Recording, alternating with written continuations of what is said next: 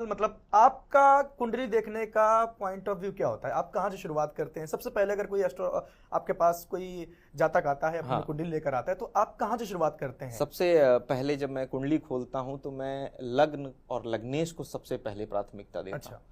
वो कैसा है कुंडली में, उसके बाद फिर मैंने कहा ना कि गुरुदेव से मैंने जो कॉन्सेप्ट सीखा कि बुध ग्रह को देखो, क्योंकि जिसकी बुद्धि अच्छी उसका सब अच्छा। अच्छा। सारी चीजें खराब भी होंगी तो भी बुध एक ऐसा प्लैनेट है जो आपकी बुद्धि अगर सही रहेगी ना तो आप कम्युनिकेशन सही रहेगी तो आप चीजें मैनेज कर लोगे।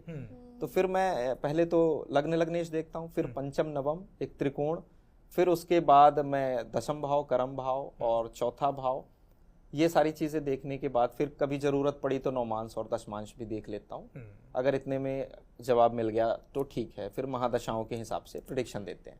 यहाँ पे दो तरीके होते हैं कुंडली देखने का। जैसे मैं आपके पास कुंडली दिखाने आया, एक तो या तो मैं सवाल करूं कि मेरे साथ मुझे ये बताइए, ये मुझे ये बताइए, ये मुझे ये बताइए, या फिर आप सवाल करके पूछते हैं कि आपके साथ ये होता है, आपके साथ ये होता है, आपके साथ, दोनों में से कई बार एक ऐसा पहला इंसिडेंट मैं आपको बताता हूँ। इस चीज में जब मेरी शुरुआत हुई थी, एक व्यक्ति है, मैं नाम तो नहीं बताऊंगा, पर वो आए मेरे पास, उन्होंने मेरे को कुंडली दी और उन्होंने बोला कि मैं बहुत गरीब आदमी हूँ। अच्छा।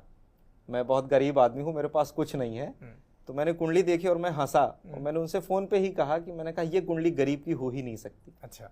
अगर आप गरीब हैं तो या तो ये आपकी डेट ऑफ बर्थ और टाइम गलत है, और नहीं तो आपके पास माता का बहुत अच्छा सुख है, आपके पीछे प्रॉपर्टी भी अच्छी है, लग्जरी कंफर्ट भी आपकी लाइफ में है। मैं नहीं मानता।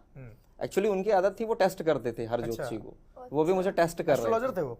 हाँ नहीं। अच्छा। बट वो अपने बारे में तो जानते हैं, क्योंकि वो खुद वो एक सरकारी अधिकारी थी। तो वो अधिकारी और गरीब तो हो ही नहीं सकता, खुद उनकी सैलरी अच्छी थी।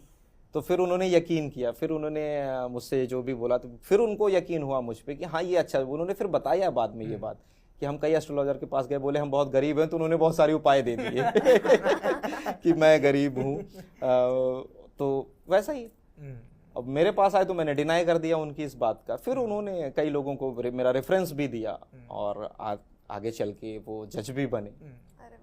तो एक वो भी प्रेडिक्शन अच्छी थी कि मैंने कहा था उनको कि उनको और एस्ट्रोलॉजर्स ने बोला था कि 7.5 है तो आप जज नहीं बनेंगे। अच्छा। मैंने बोला आप 7.5 में ही जज बनेंगे। अच्छा। और 2022 के अप्रैल में उनके 7.5 स्टार्ट होने वाली थी। अच्छा। और वो उसके बाद ही जज बने। तो एक ये प्रेडिक्शन सही हो गई। फिर उन्होंने